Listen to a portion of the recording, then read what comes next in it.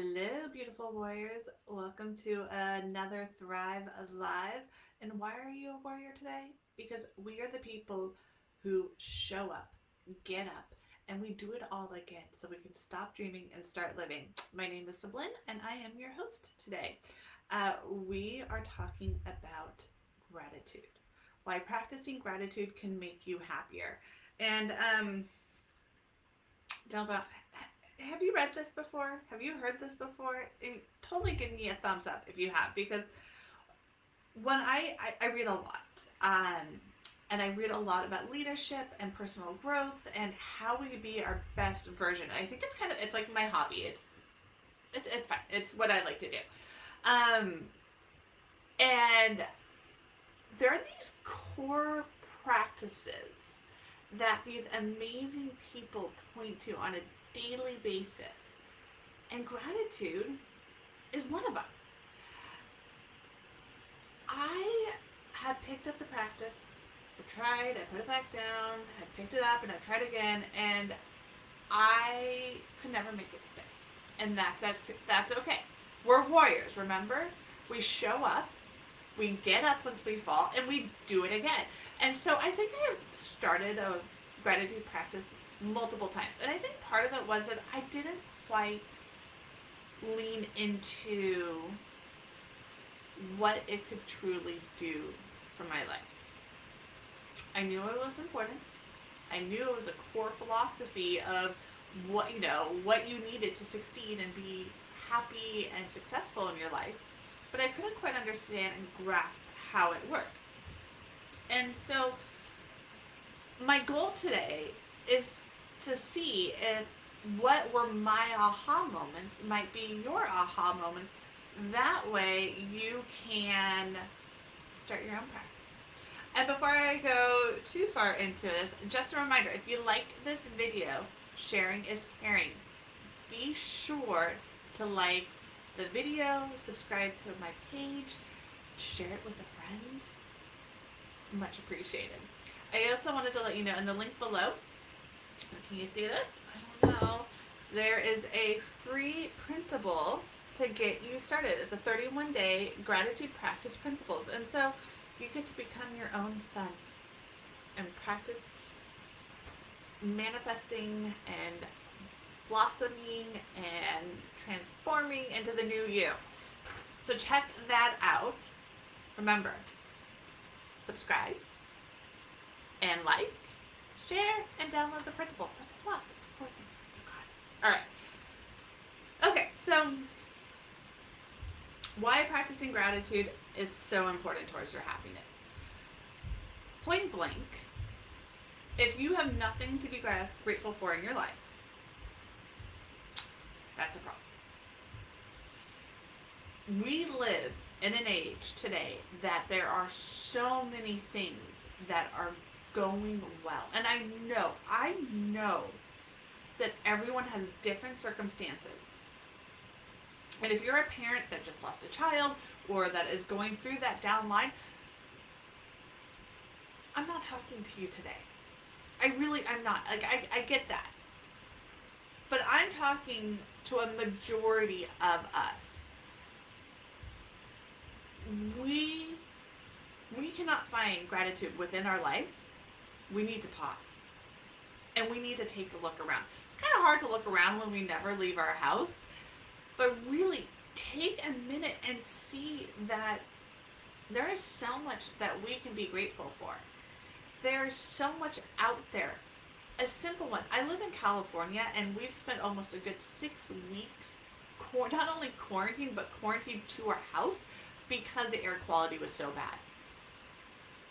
If I have nothing to be grateful for, the ability that I have fresh, clean, healthy air to breathe is a huge one. And what about fresh drinking water, people? I mean, there are still places in the world today that have to hike to go get fresh drinking water, and we go to our tap, which actually mine is not only filtered multiple times, but I have a hot water. I don't even have to boil my hot water anymore.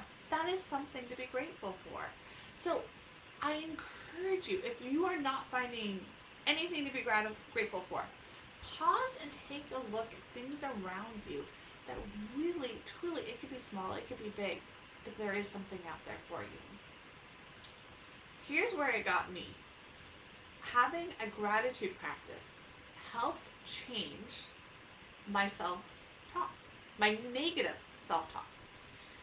And we talk a lot, or we should be talking a lot, about how you are the author of your own life. You own your own shit, own your life. Pretty much is where it comes down to. If you can conquer and take control and own what is yours to own, and to make those internal changes, not to be perfect, but to be your best self, you own your life and where you're going with it. And we are our own worst critics. The person that's in here, this other little voice that sometimes overrides your voice. You can't even tell who is talking, whether it's you or this other little voice going on. I like to call her my tantrum toddler. I call her Sabby. That was my nickname when I was a kid. And she throws massive tantrums. And I talk to her like I talk to my 2-year-old. And it really helps. Well, that Sabby voice starts off first thing in the morning. Before I even open up my eyes. Oh, I didn't get enough sleep. I was up all night. Oh, my list is so long. I'm not going to be able to get it done. Oh my goodness, panic attack about this thing. What a horrible way to wake up. And I did that for years. And I had someone suggest to me, I'm getting there. I'm wrapping this back to gratitude. You gotta go roll with me. This is my story, my aha moments too. Was that started off with a gratitude. What are you grateful for? And it was really hard in the beginning. I would start and be like, no, what am I grateful for? Like my mind would go to the savvy negative talk would come in, and I would have to go back to what I was grateful for. And it came down to where most mornings it was like, oh, my luxuriously soft sheets. It was so simple. But it took that negative self-talk, that one that I started my morning that was the foundation for my day, and it changed it to something completely different. And I have ideas of what you can look to be grateful for, and 2, how to implement these practices, all in the article, which is linked below. And it was fabulous. I found myself waking up and not being as stressed out as I normally am. I found myself waking up and having more things than I even knew what to do with to be grateful for. It was a lovely way to wake up. It was a lovely foundation for my day. And I found that segued into the rest of my day. It made me a happier person.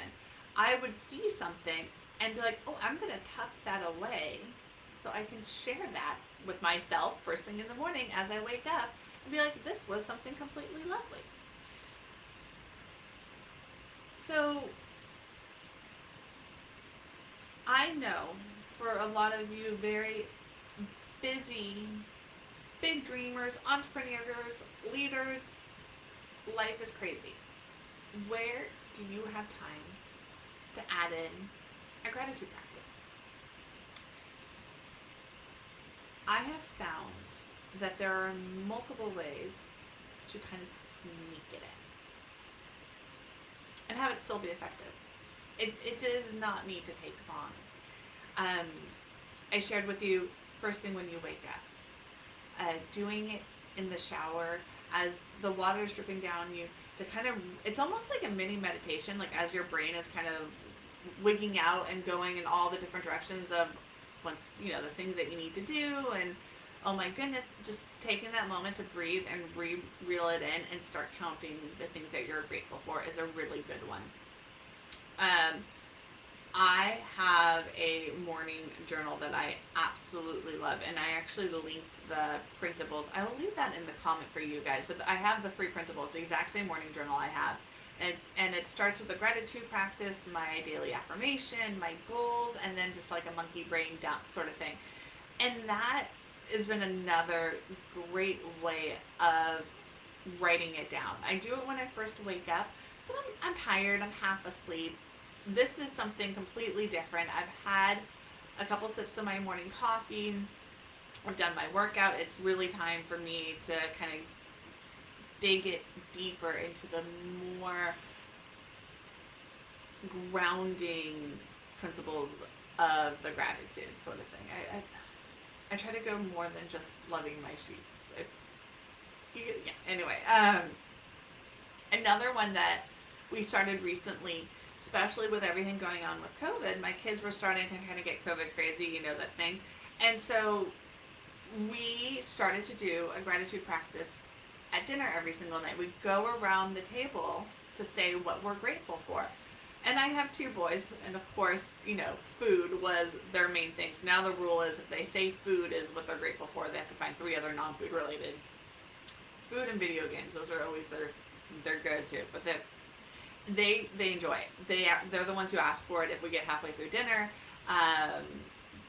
It's either my daughter or my youngest son who will pipe in and be like, what about our gratitude practice? We gotta go around in a circle. And they make everyone at the dinner table, whether we have guests or if it's just us, say what they're grateful for. And it's a really lovely practice because it's setting them up for a really strong foundation to remember that there is so much going on that is good in our life, that we don't need to just be grateful one time a year at Thanksgiving, that we could be grateful every single day of our life, and that we can look for the things that we are happy about. And there's going to be days that are bad and that are sad and that are really hard, and that's why there's a list in that article just to pull from something. Fresh water, the fact that we woke up and that we're breathing today. I mean, there's always something we can find that we are grateful for. I have loved hanging out with you guys today, and hope you loved hanging out with me. If you did, make sure that you subscribe. If you like the page, you subscribe to the channel. Do what you need to on whatever platform that you are on, so that every week, normally we're on Thursdays at 12:30. We do our Thrive Live on Thursdays. This week things got a little, you know, moved up with the holidays. Come back next week. We're going to be talking about how I feel about New Year's resolutions versus word of the year, or having an intention for the year. And really quick and easy, I don't do New Year's resolutions. I can't keep them, but I've been doing intentions for 3 years straight, going strong. And this is, I'm going on my fourth word, my fourth year, and I want to share with you how to set it up, because sometimes picking your word could be tricky. And if that's kind of where, if you're hearing this and you're like, I'm so over New Year's resolutions, but that's what we do, let's talk. Because having a set word, having an intention for the year, I have found brings you greater success in a 12-month period than a New Year's resolution ever did for me. And I'm going to walk you through on how to get that set up. And of course, as always, I have a printable for you. So have a happy Thanksgiving if you're watching this before Thanksgiving. And I look forward to seeing you next week. Bye.